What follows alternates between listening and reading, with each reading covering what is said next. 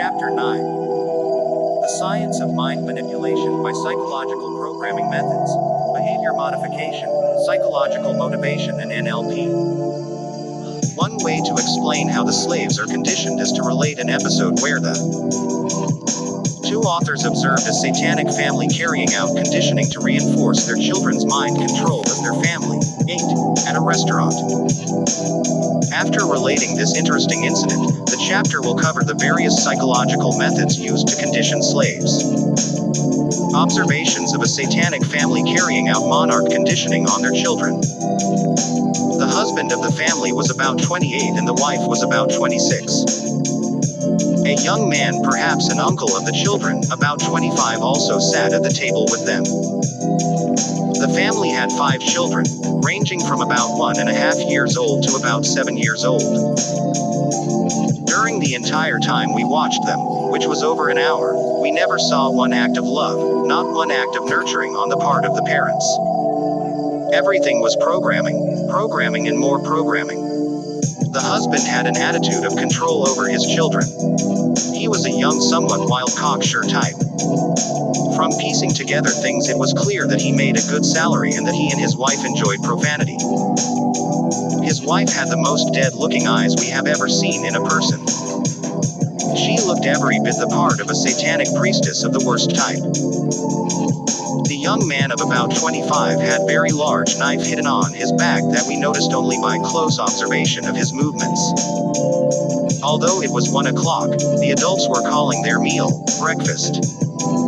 The main male child was about 5 years old. He had an older sister and 2 younger sisters, and they all had a baby brother. During the entire time that the family was there, the children ate almost nothing. The 5-year boy munched on a watermelon rind, trying to draw some sustenance from it. Part of mind control is depriving the body of food. The poor children never once asked for anything. That is a clue that something wasn't normal. During most of the time that the family was in the restaurant, the mother and father took turns shooting one question after another at the 5-year boy. The questions were like, what is the capital of Florida? What is the 70th element on the periodical chart? What are the names of the first 5 presidents? What is the square root of 121? The boy would robotically answer each question successfully.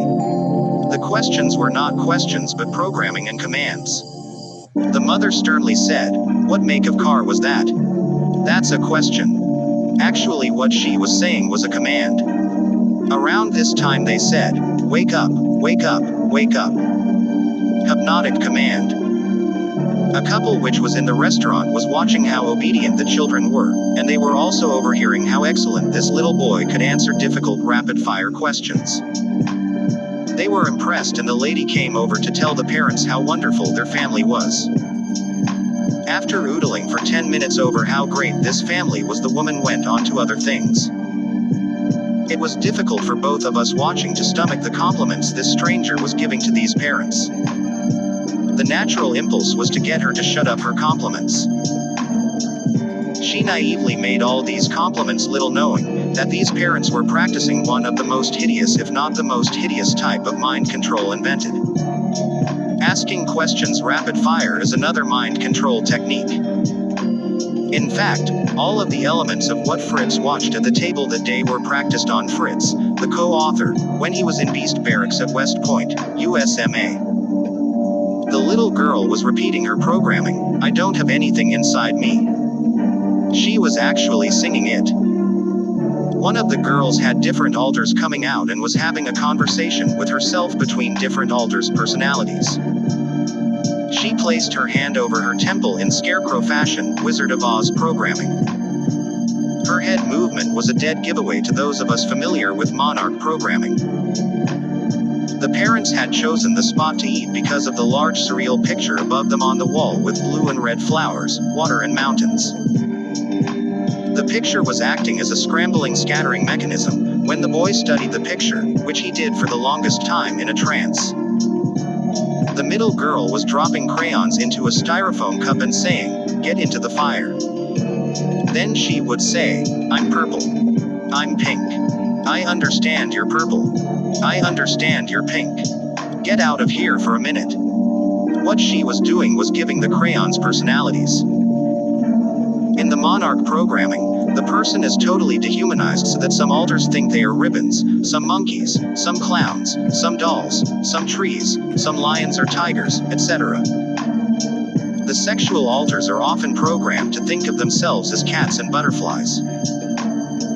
While the girl was coloring, her father reached over the table without warning and took her colors. You don't deserve these colors and I should have taken them away before now. The girl had done nothing wrong. This is part of mind control. The person learns that there isn't a right or wrong, only that they must be obedient. The little girl did not even respond when her colors were yanked away. When the mom talked to them, she said, "Children," she never once personalized things. The parents began another programming session and said something like, "I will spank you.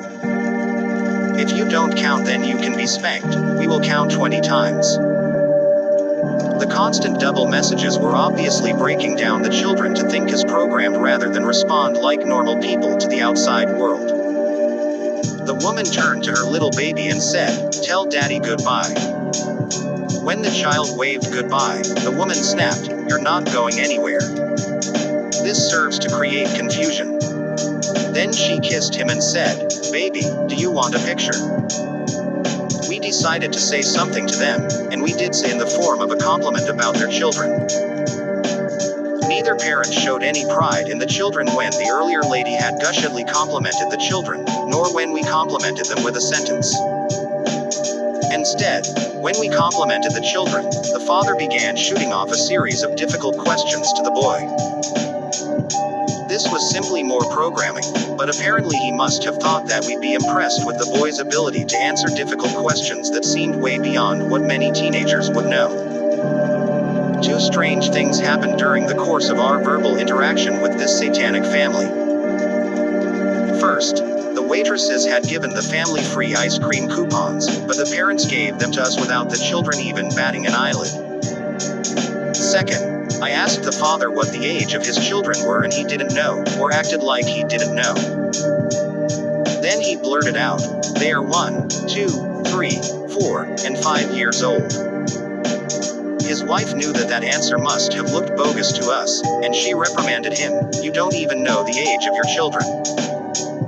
To which he replied, "Yes, they are 2, 3, 4, 5, and 6. The second answer was equally implausible, but his wife didn't protest, and the poor mind-controlled children were experiencing just one more element of satanic mind control.